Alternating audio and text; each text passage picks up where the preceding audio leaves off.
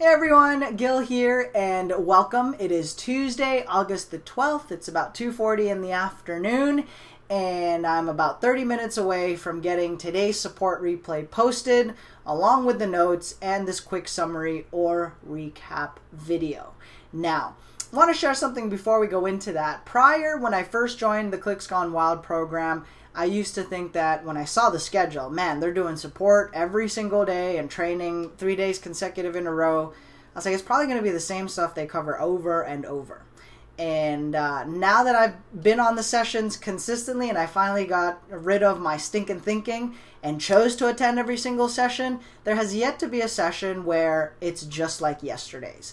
And for those of you that were on today's session, I'm sure you know exactly what I mean. Post some comments below, as well as if you've seen the replay, leave your thoughts, positive feedback, comments, and any questions so that they can be tackled on the next particular session. But today's session was packed.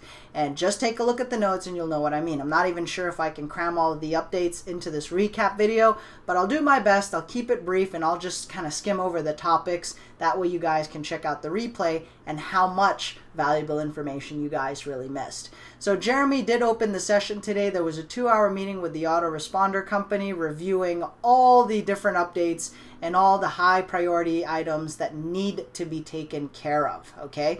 One of the more notable items, yes, the IP ranges are going to be updated. There is a tentative time frame that they've given, but again, the ball is in their court. They've asked for this much information and support from CGW. Clicks Gone Wild has responded with this much information, data, resources, and tools to make sure that they can get stuff done in a timely manner or super fast, which is the way we like things to operate, if it's possible and if it can be done, right? Just keep in mind this is a unique relationship going on with them. The fact that they're thinking outside the box and they're now coming to Clicks Gone Wild for, hey, how do we do this? Again, these are some really good breakthroughs as part of this program, ensuring you that you are in the right place. They also did emphasize, hey, look, we need some of these things to happen much sooner than later. There's a lot of people involved here, and so they have pointed that out. Check out the replay so you can hear exactly how that conversation went. Now, for those of you that are concerned about your accounts getting shut down for abuse, while the autoresponder is basically acting like it's the wild, wild west right now, stats are all skewed. They did assure us that users will not be shut down because of the stats being inaccurate. Now, for those folks that will try something shady or try to pull a fast one, then those accounts will definitely get shut down and likely you will get blacklisted from the program. And so don't abuse it. Right? But if you're doing what you're supposed to, mailing consistently, going through your checklist of how to mail and get your drops out, then you are okay. Keep at it. All right? Clicks Gone Wild 2.0. With all some of the updates going on, they've set a soft release date for about 2 weeks. But there are a lot of moving parts, but so far they're looking at a 2-week release date. Payroll. There is a meeting today with regards to payroll. Jeremy would like to address that on tomorrow's support session after he has talked and reviewed with the payroll team. Take a look at the video for a detailed explanations on the challenges and the dynamics of how that really works. It's not a simple push button.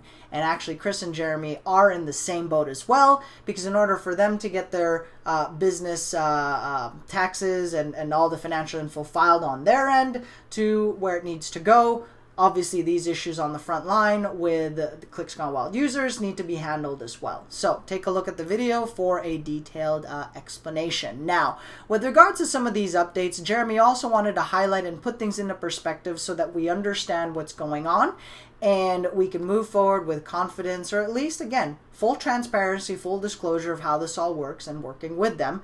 Some of the upgrades and updates that are going on right now are only happening 2 to 3 months into this program, when most models or businesses are in the life cycle of a traditional launch or of a company. These are some upgrades and updates that are 2-3 years down the line. So we are somewhat of a victim of our own success, where definitely we got a whole lot of stuff done and clearly it's a great program. Other people are seeing wild success. Some folks are just getting started. But overall, again, these 2 to 3 months update, the updates that are happening right now, most businesses and programs have to wait or only encounter these 2 to 3 years down the line, right? So helps put things into perspective. Jeremy did explain in detail how to get your email off of the Spamhaus block list.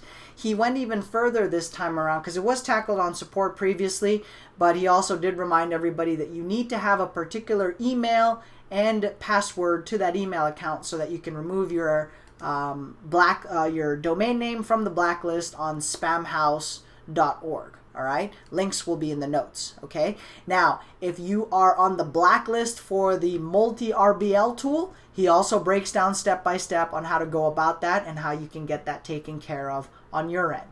These are problems that are challenges that we can solve on our end. You don't need the help of another third party. We have all the tools and all the information available. Check the notes, watch the video so you can follow along step by step. Okay, he also goes off on a tangent, touches a little bit about IP addresses and how to get that removed, or explains how that works. But overall, guys, because we're using the reputation and we're using the servers of our autoresponder company or another vendor, then we shouldn't really be concerned about our own personal IP addresses, since it's not being used or it's not part of the process. Again, if you're following the steps correctly, then you're in the go. If you're going rogue, trying something else, proceed with caution. Because you are going into some uncharted territory, right? So if you do encounter some challenges, that way at least you can backtrack, take a look at the steps you took, and it'll be easier to troubleshoot and fix, okay?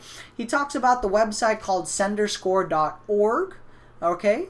He also touches on doublesplash.com, kind of giving some clues, or at least talks more about, what it would take, or what these larger companies or successful models in the industry are doing. So he does explain the difference between, I don't even remember the name exactly, but basically between server A or server B, and I think it's a cluster platform setup versus a node platform. Check the notes, right, for you engineers and rocket scientists in the replays. Jeremy goes into that into more detail, but he does educate us more and explains the setups and how it all works, okay? Let's see what else was covered on this session. I think that would be it. All right. Before the session ended, I did type into the chat and wanted to remind everybody, for those of you that are sending in support tickets, okay, any support account questions, clarifications, technical stuff, go through cgwhelpdesk.com. Okay, from there, the help desk team is going to route it to where it needs to go so that they can get your issue resolved. There were previous spreadsheets that were shared, but there were folks that were just overwriting other people's lines and accidentally deleting stuff, and so those files have been updated to a view-only status. And you can only view it so you can see the response that the tech team has with regards to your issue. How do you get on that list? You need to go through support so that they can make sure you have all the information and be able to, send that ticket to where it needs to go so that it can get completed and checked off the list. Okay? I'm going to do one more recap here of the notes, make sure I didn't miss anything. Otherwise, once again, do remember to check out the videos, the other YouTube channels that folks are just posting or getting around to joining the 90-day challenge. Remember to hit the subscribe button, like, comment, and watch the videos in its entirety. For those of you that are part of the September training, do remember you need to get your docs in. You do need to get any setup fees or costs taken care of as well, because there's about a 1 to 2 week turnaround time. The goal is to have everything lined up and ready to go so that even prior to September, you kind of get to test drive a few things and you can show up ready to rock out. You've got some background knowledge, you've field tested a few things, and we can definitely hit the ground running and have a fantastic weekend. So thanks for checking this video out. I look forward to seeing you on the next one. Have a great day. Bye-bye.